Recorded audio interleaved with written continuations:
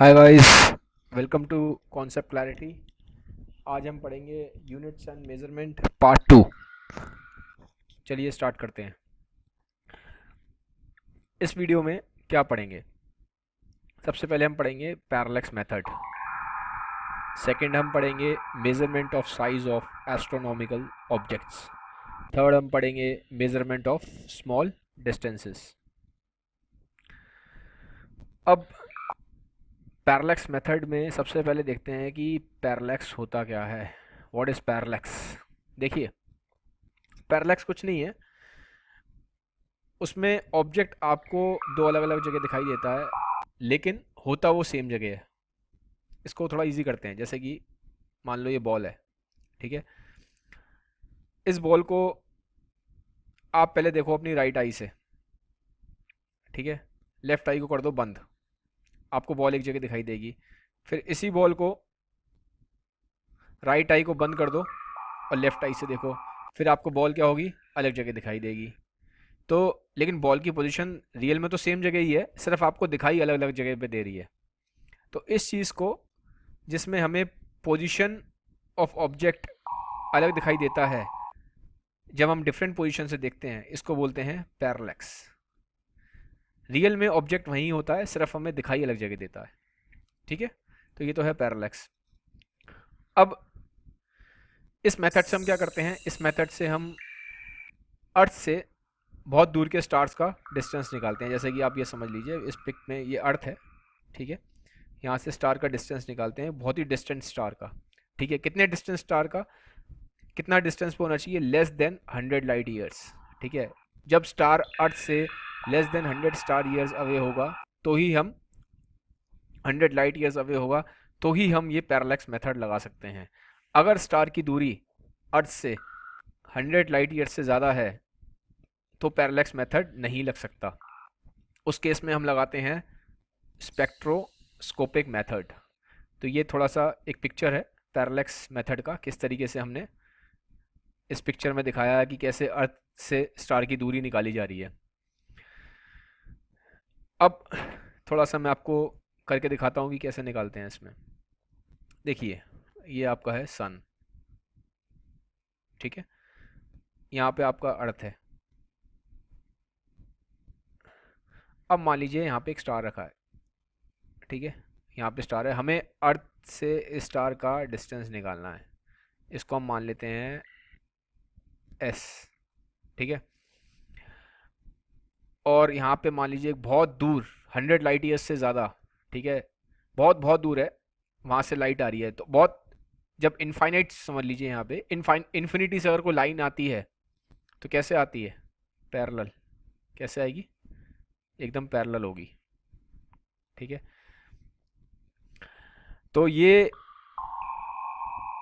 जो लाइट आ रही है पैरेलल है, ये कितना एंगल बनाएगी इससे, ये बनाएगी आपका थीटा 1, ठीक है। तो ये भी इसके, अगर हम यहाँ पे पैरेलल लें तो ये एंगल कितना होगा, थीटा 1, ठीक है, क्योंकि ये और ये आपस में पैरेलल हैं। अब मान लीजिए आफ्टर 6 मंथ्स ये अर्थ की पोजीशन क्या होगी, अर्थ यहाँ आ जाएगा, हाफ रेवोल्यूशन लगा चुका होगा, ये अर्थ आ जाएगा इधर। अब जब हम इस पोजीशन से स्टार को देखेंगे तो ये डिस्टेंस कितना होगा, ये भी ऐसे, ये एंगल कितना होगा,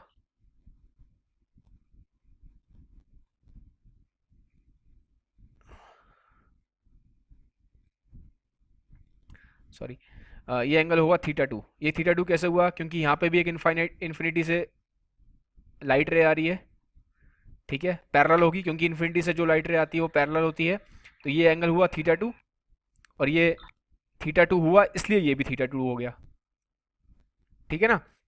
वैसे ये थीटा 1 और थीटा 2 हम डायरेक्टली नाप सकते हैं एस्ट्रोनॉमिकल टेलीस्कोप से, ठीक है। और ये थीटा 1 प्लस थीटा 2, ये आपका हुआ, ये पूरा थीटा, थीटा कितना हुआ पूरा, थीटा 1 प्लस थीटा 2। ये जो थीटा है, इसे बोलते हैं हम पैरेलैक्स एंगल, ठीक है। इसे कैलकुलेट कैसे करते हैं,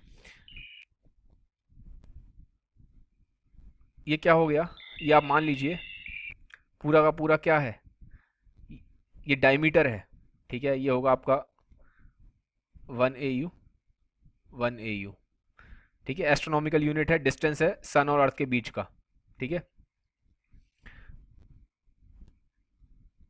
एक आर के। अब इसमें एक मैथमेटिक्स का कॉन्सेप्ट लग रहा है, वो कॉन्सेप्ट ये है, ये जो एंगल थीटा होता है, ठीक है, ये अगर आप मान के चलें बी और ये आर, तो ये मैथमेटिक्स में थीटा एंगल बराबर होता है बी अपॉन आर के, ठीक है। लेकिन ये थीटा एंगल होना चाहिए, ये बहुत इंपॉर्टेंट है, याद रखिएगा, रेडियन में। ये थीटा एंगल होना चाहिए रेडियन में। अगर थीटा एंगल रेडियन में है तो सर्कल के केस में ये थीटा एंगल होता है बी अपॉन ये आर्क, बी क्या है आपका arc, b arc upon radius. तो अब ये चीज़ जब हम यहाँ पे अप्लाई करेंगे अपने इस मेथड में, तो हमारा यहाँ पे थीटा क्या बनेगा, थीटा इज इक्वल टू ये जो आपका आर्क है, इस आर्क को मान लेते हैं हम b c, arc b c upon ये डिस्टेंस, ये रेडियस बन गया इस केस में एस, ठीक है।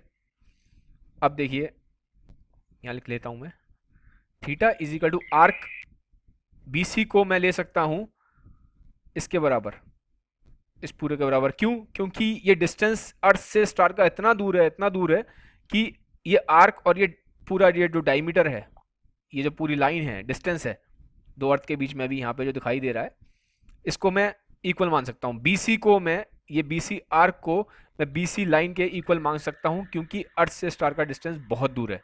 तो इस केस में आर्क बीसी किसके बराबर हो जाएगा, 1 AU प्लस 1 AU, क्योंकि डिस्टेंस बहुत दूर है अर्थ से स्टार का, डिवाइड बाय एस। तो थीटा कितना हो गया आपका 2 AU अपॉन एस, एस कितना हो गया आपका 2 AU अपॉन थीटा। तो ये हमने क्या निकाल लिया, डिस्टेंस, क्योंकि 2 AU कितना होता है, 2 AU आपका बराबर होता है मोटा मोटा आपका 3 इंटू 10⁻11 मीटर के, ये डिस्टेंस होता है ये पूरा 2 AU का, ये हमें मालूम होता है कि 3 इंटू 10⁻11 मीटर के बराबर है। थीटा हमने ऑलरेडी मेजर किया हुआ है एस्ट्रोनॉमिकल टेलीस्कोप से, 2 AU हमें पता है, तो डिस्टेंस हमारा निकल जाएगा, ठीक है। तो इस तरीके से हम अर्थ से एक डिस्टेंस स्टार का डिस्टेंस निकाल सकते हैं, लेकिन शर्त क्या है, it should be less than 100 light years away, ठीक है। अगर 100 लाइट ईयर अवे से ज़्यादा दूरी पे है तो ये फॉर्मूला पैरेलैक्स मेथड नहीं लग सकता, ठीक है। अब देखते हैं मेजरमेंट ऑफ एस्ट्रोनॉमिकल ऑब्जेक्ट्स। इसमें क्या करते हैं, हम डायमीटर नापते हैं किसी भी प्लैनेट का, मून का या सन का। ये भी सेम ही है, पैरेलैक्स मेथड इसमें आप लगा सकते हो। इसमें भी वही आपका फंडा चलेगा कि S इज इक्वल टू, जो हमने अभी फॉर्मूला निकाला था पीछे, S इज इक्वल टू वही आपका जो डिस्टेंस अपॉन थीटा। यहाँ पे ये आपका B आप मान लीजिए यहाँ पे डायमीटर है, ठीक है। तो ये डायमीटर कितना हो जाएगा आपका एस थीटा। तो इस केस में ये जो मून का डायमीटर है, ये यानी कि D आपका हो जाएगा डिस्टेंस एस थीटा। तो ये हेल्प करेगा यहाँ पे डायमीटर निकालने के लिए, ठीक है। तो एक और तरीके का यूज़ है पैरेलैक्स मेथड का। एक न्यूमेरिकल लेते हैं इससे, इसमें दिया है सन का एंगुलर डायमीटर दिया है 1920 arc second, the distance d of sun from earth is 1.496 into 10 raised to power 11 meter. What is the diameter of sun? Given 1 arc second is equal to 4.85 into 10 raised to the power -6 radian. सबसे पहले मैंने आपको बताया था ये जो formula है हमें अभी निकालना है, अभी आपको डिस्टेंस d निकालना है, वो डायमीटर निकालना है। डायमीटर मैंने बताया था एस थीटा है पीछे वाले फॉर्मूले में, पर यहाँ पे थीटा क्या होना चाहिए आपका, रेडियन में होना चाहिए एंगल। यहाँ एंगल किस में है, आर्क सेकंड में। तो पहले तो करना पड़ेगा इस आर्क सेकंड को रेडियन में कन्वर्ट करना पड़ेगा, ठीक है। हमें दिया है 1 आर्क सेकंड होता है 4.85 इंटू 10⁻⁻6 रेडियन। तो 1920 आर्क सेकंड कितने रेडियन के बराबर होगा, 1920 हो जाएगा आपका मल्टीप्लाई बाय 4.85 इंटू 10⁻⁻⁻6 रेडियन। ये हमने क्या किया, हमने ये जो एंगल दिया था 1920 आर्क सेकेंड, इसे क्या किया हमने, कन्वर्ट किया रेडियन में। रेडियन में कन्वर्ट क्यों किया, क्योंकि ये जो मैंने आपको बताया फॉर्मूला, इसमें थीटा रेडियन में है। तो 1 आर्क सेकंड में इतना रेडियन होता है, इतने आर्क सेकंड में कितना रेडियन होगा, मल्टीप्लाई कर दिया, सिंपल है। ठीक है, ये आ जाएगा आपका 9.31 इंटू 10⁻³ रेडियन। अब इस फॉर्मूले को रख लीजिए, तो डी हो जाएगा आपका एस कितना दिया हुआ है आपको यहाँ पे 1.496 into 10⁻11 metre, multiply by 9.31 into 10⁻3। जब करेंगे आप कैलकुलेट तो डी आ जाएगा आपका 1.39 10⁻9 मीटर। तो एग्जांपल दिया मैंने आपको किस तरीके से आप इसको यूज़ कर सकते हैं न्यूमेरिकल्स में। बस ये ध्यान रखना मेन कि ये थीटा आपका रेडियन में होना चाहिए। एक और चीज़ याद रख लीजिए, 2 पाई रेडियन बराबर होता है 360 डिग्री के, ये इंपॉर्टेंट चीज़ है। ठीक है, काम आएगा आपको न्यूमेरिकल्स में, याद रखिएगा 2 पाई रेडियन होता है 360 डिग्री के बराबर। अब देखते हैं कि मेजरमेंट ऑफ स्मॉल डिस्टेंस कैसे होगा। हमने इनडायरेक्ट मेथड लगाया, डायरेक्ट मेथड लगाया, अभी तक लार्ज डिस्टेंसेस नापे, अब हमें नापना है स्मॉल डिस्टेंस। ठीक है, अब स्मॉल डिस्टेंस नापना है, कितना स्मॉल नापना है, हमें नापना है ये जो हमारे डिस्टेंस हैं, अब चलेंगे एंगस्ट्रॉम में। ठीक है, ये डिस्टेंस एंगस्ट्रॉम में चलेंगे। ये आप नॉर्मल माइक्रोस्कोप से नहीं नाप सकते, क्योंकि उतनी पावरफुल नहीं है माइक्रोस्कोप की यहाँ तक नाप पाएँ। ठीक है, क्योंकि हमें क्या नापना है, कितना स्मॉल नापना है, size of molecule. Size of molecule आप नॉर्मल माइक्रोस्कोप से नहीं नाप सकते। ठीक है, तो अब आपको कैसा माइक्रोस्कोप चाहिए साइज ऑफ मॉलिक्यूल नापने के लिए, इलेक्ट्रॉन माइक्रोस्कोप चाहिए। ये देखिए पिक्चर, ये इलेक्ट्रॉन माइक्रोस्कोप है।